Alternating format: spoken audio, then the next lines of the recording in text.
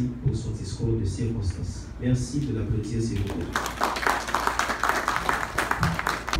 Je voudrais d'entrée de jeu saluer l'engagement du ministre de la Santé publique et de la population et de la haute instance du ministère en vue de l'amélioration des indicateurs de santé en Haïti.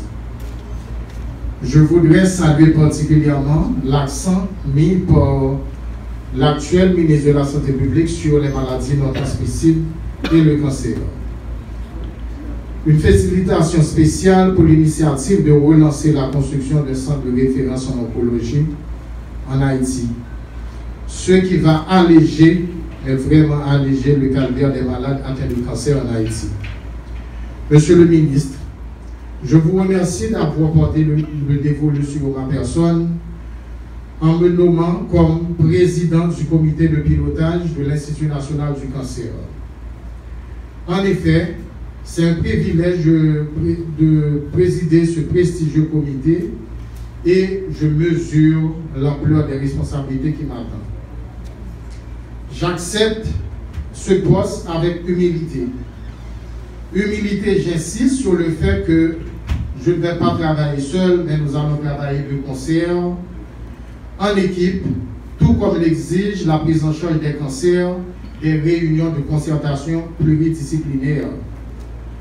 La réussite de ce projet de l'Institut national du cancer repose sur un terme central, l'inclusion. Inclusion puisque toutes les bonnes idées et toutes les vibrations positives sont bienvenues. Nous promettons, au niveau du comité de pilotage, de travailler en synergie sous le leadership de la haute instance du ministère de la Santé publique afin d'apporter des fruits et de bons fruits.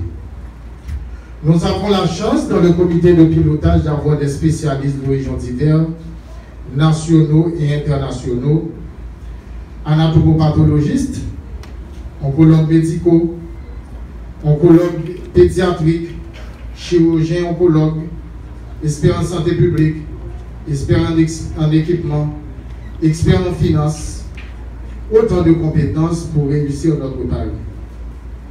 Merci beaucoup, Monsieur le ministre, d'avoir mis votre confiance dans le comité de pilotage. Nous promettons, nous, du comité de pilotage de l'Institut national du cancer, nous nous engageons solennellement à travailler avec honnêteté, intégrité et dans l'intérêt supérieur de la nation. Je vous remercie.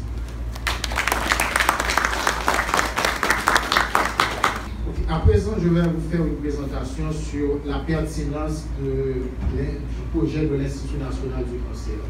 Ça, c'est le plan de la présentation. Nous allons parler du cancer en Haïti, les particularités, particulièrement le cancer du col, les prévisions mondiales pour 2050, et ensuite parler de l'Institut national du cancer, de son importance, et la vision du ministre de la Santé publique, et enfin pour terminer. Le cancer représente un problème majeur de santé publique.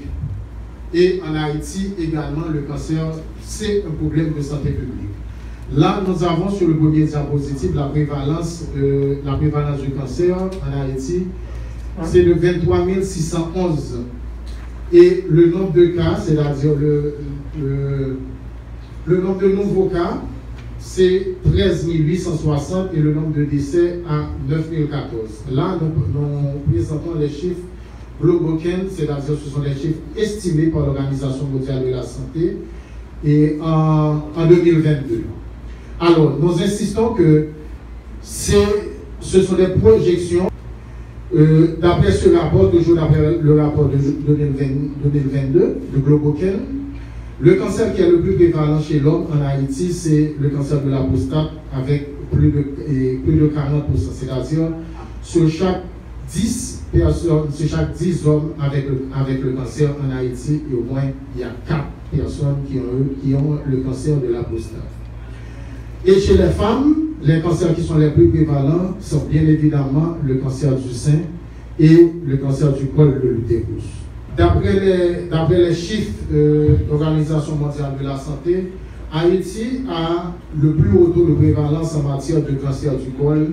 Donc, le taux estimé pour nous, c'est 94 pour 100 000, tandis que les chiffres mondiaux, les chiffres mondiaux c'est 13 pour 100 000 et en République dominicaine ils sont à 18 pour 100 000. Autrement dit, Haïti a plus de 5 fois plus de cancer du col par rapport à la République dominicaine.